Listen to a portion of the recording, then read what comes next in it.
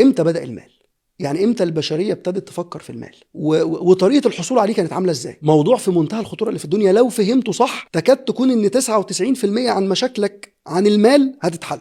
امتى بدأ الانسان يفكر في المال؟ بعد ما ادم خلص رحلته ونزل على الارض وابتدت البشريه تتكون، طلع بشر كتير اللي هم على عهد مين؟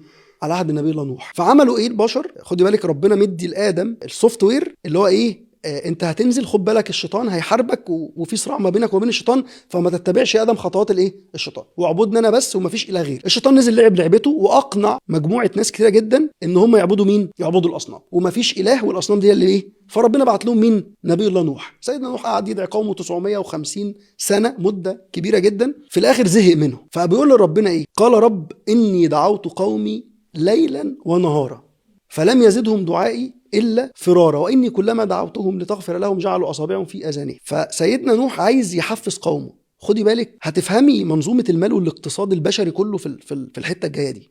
فبيقول له سيدنا نوح، بيقول له ربنا، بيقول لهم فقلت استغفروا ربكم انه كان غفارا. اول حاجه اعملوا ايه؟ استغفروا ربكم انه كان ايه؟ غفارا. ايه اللي هيحصل بقى؟ ما لازم بنفتس بقى، بيع المنافع بقى هنا.